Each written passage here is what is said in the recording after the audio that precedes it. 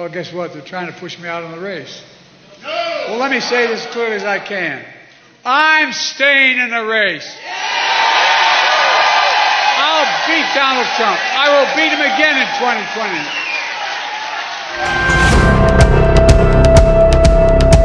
2020. US President Joe Biden's decision to end his re-election campaign followed a series of strategic missteps by his campaign team and White House aides that amplified concerns that the 81-year-old president wouldn't be able to win in November's election or run America for another 4 years.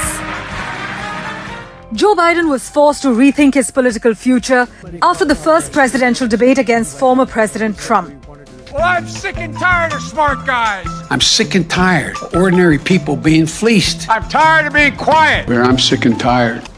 He had a dismal debate performance during which his voice was hoarse and he struggled to finish sentences. Did not want to open up the gate to allow humanitarian. That immediately led to calls from Democratic operatives for him to drop out. Then, the first sitting Democratic lawmaker called for Joe Biden to drop out of the race. You got me, man. I'm not going anywhere. All right. Biden and his team made the rounds to try to stop the bleeding and kick the campaign into high gear to ease concerns among Democrats. In an effort to show he can participate in unscripted events, Biden participated in an interview with ABC, and during that interview, Biden said he was feeling terrible before the debate and defended his health.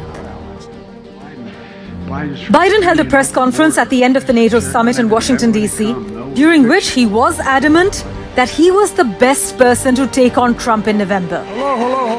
But he also faced fresh scrutiny over referring to Ukrainian President Volodymyr Zelensky by Russian President Vladimir Putin's name.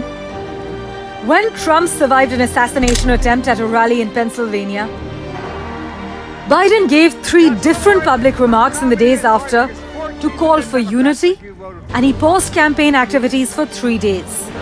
He and Trump spoke on the phone, and there was a brief pause in calls from lawmakers for Biden to step down. Joe Biden tested positive for COVID-19 while campaigning in Las Vegas.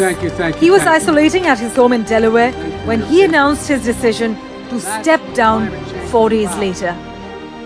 This historic decision makes Joe Biden the first sitting US president to cancel his re-election campaign in over half a century.